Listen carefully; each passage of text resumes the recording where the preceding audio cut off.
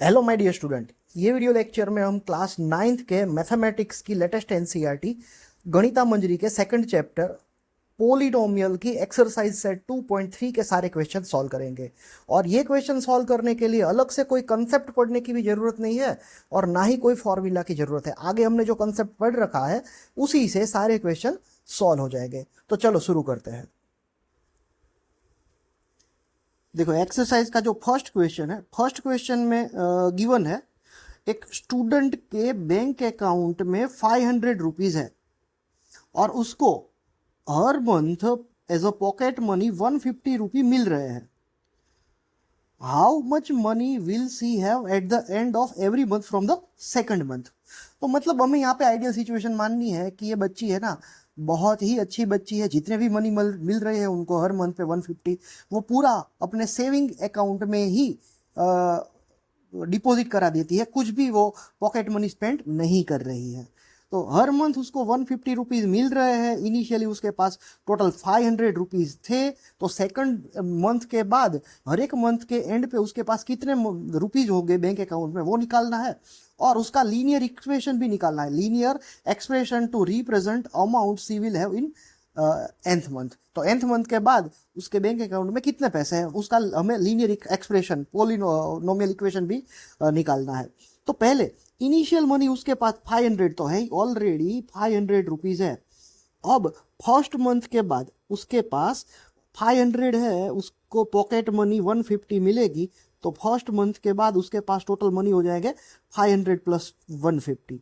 Second month के बाद अब उसके पास ऑलरेडी 500 प्लस 150 ये है और उसको एक 150 रुपीज़ और मिले। थर्ड मंथ के बाद, फोर्थ मंथ के बाद, ऐसा हम कंटिन्यू लिख सकते हैं। 500 एंड ये 150 दो मंथ में ऑलरेडी डिपॉजिट करा दिए थे। थर्ड मंथ में एक और 150 डिपॉजिट कराया। फोर्थ मंथ में एक और 150 रुपीज़ ये डिपॉजिट कराएगी। तो टोटल 4 मंथ के बाद इसके पास इतने रुपीज़ हो जाएंगे। मतलब इसको टोटल भी हम लगा सकते हैं। ये टोटल करेंगे तो ये फर्स्ट मंथ के बाद उसके पास टोटल कितने रुपीज़ हो जाएंगे, 500 प्लस 150 तो वो हो जाएगा 650। 650 में 150 ही ऐड करना है। 650 में 150 ऐड करेंगे तो वो हो जाएगा 800। 800 में 150 ऐड करेंगे तो 950 हो जाएगा। 950 में 150 ऐड करेंगे तो वो 1100 हो जाएगा। ऐसा उसका बैंक बैलेंस धीरे धीरे बढ़ता जाएगा। अब हमें ये पूछा है कि eight the end of nth month में जो उसके पास टोटल मनी है ना, उसको एज अ लीनियर एक्सप्रेशन हमें रिप्रेजेंट करना है। तो इतने जो 4 मंथ हमने लिखे या फिर एक और 5th मंथ भी लिख लेते हैं, चलो उसको हम एनालाइज करेंगे और फिर ये एक्सप्रेशन कैसे लिखना है वो ऑटोमेटिक समझ में आ जाएगा। इतना ऑलरेडी था और 150 एक और ऐड किया। अब अगर आपको इसको ध्यान से देखोगे सभी टर्म को, तो ये जो फर्स्ट है यहाँ पे, ये जो फर्स्ट है इसमें 500 में 150 एक सिंगल टाइम ऐड हुआ है। सेकंड मंथ में 500 में 150 टू टाइम है। थर्ड मंथ के एंड पे 500 में 150 टाइम है। फोर्थ मंथ में 500 में 150 4 टाइम है। फिफ्थ मंथ के एंड पे 500 में 155 टाइम है। तो ऑब्वियसली यहाँ पे जो nth मंथ आएगा उसमें कितना आएगा, 500 प्लस 150 n टाइम्स आएगा। तो 500 प्लस 150 n टाइम्स मतलब 150 n हो जाएगा। तो ये nth मंथ के बाद उसके पास 500 प्लस 150 n हो जाएगा। और ये n की वैल्यू इसमें 1 2 3 4 5 पुट करेंगे तो भी हमें ये सेम अमाउंट, ये जो हमने यहाँ पे राइट साइड में लिखी ना, वही अमाउंट ये nth मंथ के इक्वेशन में लिखेंगे तो हो जाएगा। इन शॉर्ट ये जो इक्वेशन हमें मिल रहा है, ये इक्वेशन ये एक पोलिनोमियल हो गया और उसका फंक्शन है n। ये पोलिनोमियल p ऑफ n हो जाएगा 500 प्लस 150n। ये पोलिनोमियल हो गया और ये पोलिनोमियल में n की डिफरेंट वैल्यू, n की वैल्यू 1 2 3 4 5 हम पुट करेंगे तो हमें जो ये फाइनल अमाउंट निकाली है वो सारी अमाउंट मिल जाएगी। फिफ्थ मंथ के एंड पे ये 1100 में 150 ऐड करेंगे तो ये 1250 हो जाएगा। 1250 ऐसे हम कोई भी मंथ का निकाल सकते हैं। तो ऐसे हमें ये एनालाइज करना कैसे है ना, वो सीखना है ये एक्सरसाइज में, कि कोई एक पैटर्न बन रही है ना, कौन सी पैटर्न बन रही है, उससे कैसे हम लीनियर पोलिनोमियल बनाएंगे, वो सीखना है। चलो दूसरा सेकंड नेक्स्ट क्वेश्चन करते हैं। देखो ये सेकंड क्वेश्चन भी हमने जो आगे वाला क्वेश्चन किया फर्स्ट उसके जैसा ही है। इसमें क्वेश्चन में दिया गया है कि एक रैली है वो 120 मेंबर से स्टार्ट हुई और ये रैली से पर आवर और एक आवर में 9 मेंबर है वो ड्रॉप आउट हो रहे हैं, कम हो रहे हैं रैली से। तो 1 2 3 डॉट डॉट डॉट ये सारे आवर्स के बाद ये रैली में कितने मेंबर्स बचेंगे, और nth आवर के बाद ये रैली में कितने मेंबर्स बचेंगे, उसके लिए लीनियर एक्सप्रेशन भी बनाना है। तो चलिए स्टार्ट करते हैं। इसके लिए हमने दो कॉलम बना लिए। फर्स्ट कॉलम में आवर हमने सेट किया है और सेकंड कॉलम में हमने कोई भी पर्टिकुलर आवर के बाद रैली में कितने मेंबर्स बचे हैं वो लिख लिया है। तो शुरू में इसमें टोटल 120 मेंबर्स तो ऑलरेडी थे, पर आवर उसमें 9 मेंबर ड्रॉप आउट हो रहे हैं। तो eight the end of first second third हम ये पहले लिख लेते हैं, first second third fourth fifth and in general nth, ये इतना हम निकाल लेंगे। तो फर्स्ट आवर के बाद इसमें टोटल 120 में से 9 निकल गए तो वो सबट्रैक्ट करना पड़ेगा, माइनस करना पड़ेगा। सेकंड आवर के बाद कितना बचेगा, तो 120 माइनस 9 है, उसमें से एक और बाद माइनस होगा। थर्ड आवर के बाद 120 माइनस 9 तो था ही पहले, एक और माइनस होगा। फोर्थ आवर के बाद ये 120 माइनस ये 3 बार तो ऑलरेडी 3 घंटे में माइनस हो ही गए थे। फोर्थ आवर में ये एक और 9 मेंबर कट हुए, तो ऐसे फिफ्थ आवर के बाद ऐसे 9 है वो 5 टाइम सबट्रैक्ट होगा। अब ये टोटल निकालना है तो ये माइनस करते जाओ और टोटल करते जाओ तो भी हो जाएगा। तो nth आवर के बाद क्या होगा, इसके लिए इसको पहले विजुलाइज करो। फर्स्ट आवर के एंड पे कितना है, 120 में से यहाँ पे 120 में से 9 सबट्रैक्ट हुआ है सिंगल टाइम। सेकंड आवर के बाद क्या हुआ, तो 120 में से 9 सबट्रैक्ट हुआ है 2 टाइम। थर्ड आवर के एंड पे 120 में से 9 सबट्रैक्ट हुआ है 3 टाइम। फोर्थ आवर के एंड पे 120 में से 9 सबट्रैक्ट हुआ है 4 टाइम, और फिफ्थ आवर के एंड पे 9 सबट्रैक्ट हुआ है 5 टाइम। तो nth आवर के बाद इसमें कितने मेंबर बचेंगे, 120 माइनस 9 कितने टाइम सबट्रैक्ट होंगे, n टाइम 9 सबट्रैक्ट होंगे।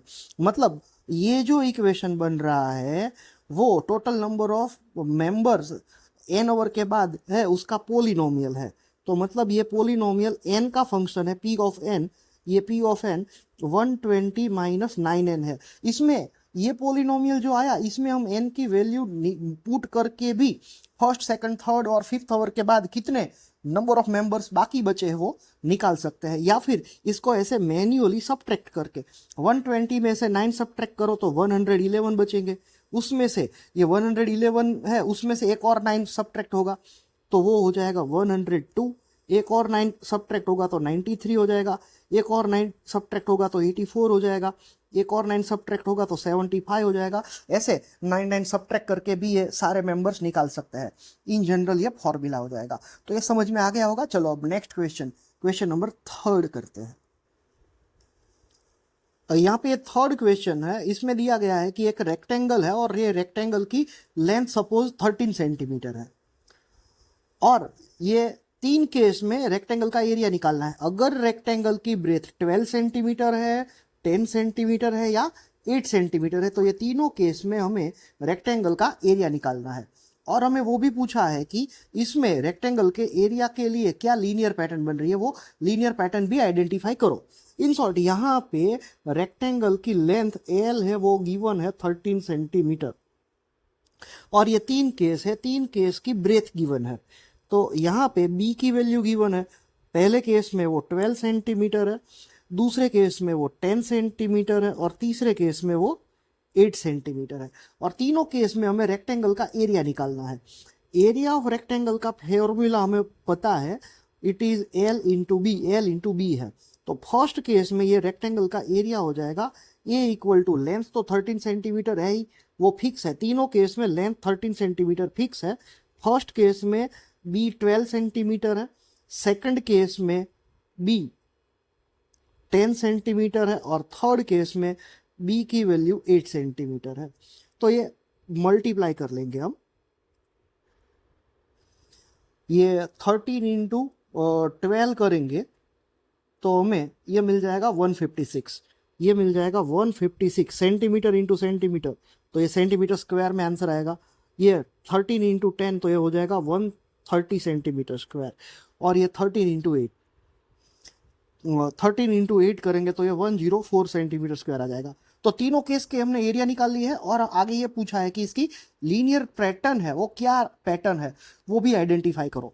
तो इसमें लीनियर पैटर्न एरिया की हो जाएगी, तीनों केस में लेंथ तो फिक्स है 13 ही है, अब तीनों केस की लेंथ फिक्स है, बी चेंज हो रही है, तो मतलब ये पर्टिकुलर केस के लिए एरिया है वो 13 इंटू बी, ये पैटर्न में बन रहा है। लेंथ फिक्स है, बी वेरिएबल हो जाएगा, तो ये वेरिएबल के टर्म में ये रेक्टेंगल के एरिया का फॉर्मूला एक लीनियर पैटर्न बन जाएगी। चलो फोर्थ क्वेश्चन, नेक्स्ट क्वेश्चन करते हैं सॉल्व। ये फोर्थ क्वेश्चन भी प्रीवियस क्वेश्चन जैसा ही है। इसमें क्वेश्चन में ये गिवन है कि एक रेक्टेंगुलर बॉक्स है और वो बॉक्स की लेंथ 7 सेंटीमीटर और ब्रेथ 11 सेंटीमीटर है, और ये तीन केस में हमें ये रेक्टेंगुलर बॉक्स का वॉल्यूम निकालना है। तीन केस में हाइट दी है, फर्स्ट केस की हाइट 5 सेंटीमीटर, सेकंड केस की 9 सेंटीमीटर और थर्ड केस की 13 सेंटीमीटर है। और फाइनल हमें ये निकालने के बाद इसकी लीनियर पैटर्न है जो वॉल्यूम रिप्रेजेंट करेगी वो रेक्टेंगुलर बॉक्स का, वो लीनियर पैटर्न भी हमें निकालनी होगी। इन शॉर्ट यहाँ पे गिवन है length L equal to 7 centimetre, breadth B is equals to 11 centimetre, ये फिक्स है, और वॉल्यूम हमें निकालना है। तो ये वॉल्यूम का फॉर्मूला, ये वॉल्यूम का फॉर्मूला हो जाएगा L into B into H, ये फॉर्मूला हो जाएगा। और हर एक केस की हाइट h गिवन है। फर्स्ट केस की हाइट है 5 सेंटीमीटर, सेकंड की है 9 सेंटीमीटर और थर्ड केस की है 13 सेंटीमीटर। तो फर्स्ट केस का वॉल्यूम हो जाएगा L तो 7 ही है फिक्स, B 11 है, यहाँ पे H 5 है। ये दोनों केस में भी L और B फिक्स है, सिर्फ चेंज हो रही है हाइट। सेकंड केस की हाइट 9 है और थर्ड केस की हाइट 13 है। तो ये मल्टीप्लाई करेंगे तो हमें टोटल वॉल्यूम तीनों केस के मिल जाएंगे। ये फर्स्ट केस में 11 इंटू 5 करेंगे 55 हो जाएगा, 55 को 7 से मल्टीप्लाई कर लेंगे तो ये 55 को 7 से मल्टीप्लाई कर लेंगे तो 385 मिल जाएगा, ये 385। और ये वॉल्यूम है तो उसका यूनिट सेंटीमीटर क्यूब आएगा, क्योंकि एल बी और एच तीनों हमने सेंटीमीटर में ली है। यहाँ पे 11 इंटू 9 करेंगे वो 99 हो जाएगा, उसको भी अगेन 7 से मल्टीप्लाई करना होगा। ये 7 से मल्टीप्लाई करेंगे तो हमें 693 सेंटीमीटर क्यूब मिल जाएगा। और अगेन ये फाइनल मल्टीप्लिकेशन, ये तीनों को 7 इंटू 11 इंटू 13 करेंगे तो ये मिल जाएगा 1001 सेंटीमीटर क्यूब। और यहाँ पे भी जो लीनियर पैटर्न निकालनी है तो लीनियर पैटर्न ये एल बी इंटू एच, ये वॉल्यूम का फॉर्मूला होता है। अगेन यहाँ पे लिख लेता हूँ, वॉल्यूम का फॉर्मूला होता है L into B into H. यहाँ पे एच वेरिएबल है, एल और बी दोनों फिक्स है, एल 7 है और बी 11 है, एच वेरिएबल है। तो यहाँ पे 7 इंटू 11 ये 77 हो जाएगा इंटू एच। तो यहाँ पे ये वॉल्यूम की लीनियर पैटर्न हो जाएगी 77 इंटू एच। मतलब ये जो एच की वैल्यू है वो एच की वैल्यू ये फॉर्मूला में हम पुट करेंगे तो कॉरस्पॉन्डिंग वॉल्यूम्स मिल जाएंगे। चलो अब ये एक्सरसाइज का लास्ट क्वेश्चन, क्वेश्चन नंबर 5 कर लेते हैं। ये फिफ्थ क्वेश्चन में गिवन है सरिता एक 500 पेज की बुक पढ़ रही है और वो डेली 20 पेज पढ़ रही है, तो 15 डे के बाद कितने पेजेस बाकी रह जाएंगे, और ये बाकी रहने वाले पेजेस का हमें लीनियर पैटर्न का एक्सप्रेशन भी यहाँ पे बताना है। तो मैंने यहाँ पे 2 कॉलम बना ली है। फर्स्ट कॉलम में डेट का नंबर लिखा है और सेकंड कॉलम में number of page left to be read, कितने पेजेस पढ़ने के बाकी है वो हमने ले लिया है। यहाँ पे टोटल 500 पेज है, तो फर्स्ट डे में वो 20 पेज पढ़ लेगी तो बाकी बच जाएंगे 500 माइनस 20। सेकंड डे के बाद वो अगेन दूसरे 20 पेज पढ़ेगी तो टोटल पेज बाकी बच जाएंगे 500 -20 -20। थर्ड डे के बाद कितने पेजेस बचेंगे? 500 में से 20 -20 2 डे के बाद पढ़े थे और 20 पढ़ लिए, तो थर्ड टाइम हमने 20 सब्ट्रैक्ट कर लिए। फोर्थ डे के बाद ऐसे ही ये चलता जाएगा और 15th डे आएगा। तो चलो 15th डे पे हम पहले इसको एनालाइज कर लेते हैं। अब देखो ये एनालाइज करो ना, फर्स्ट डे पे कितना है, तो 500 में से 20 एक बार सब्ट्रैक्ट हुआ। सेकंड डे पे 500 में से 20 दो बार सब्ट्रैक्ट हुआ। थर्ड डे के लिए कितने पेजेस बाकी है, उसके लिए 500 में से 23 बार सब्ट्रैक्ट हुआ है। तो 15th डे पे क्या होगा, 500 में से 20 हम सब्ट्रैक्ट करेंगे। वो 20 कितने टाइम सब्ट्रैक्ट करेंगे, वो 15 टाइम सब्ट्रैक्ट करेंगे। तो यहाँ पे 500 एज इट इज माइनस 15 2 जा 30 हो जाएगा और एक जीरो ऐड करेंगे तो 300।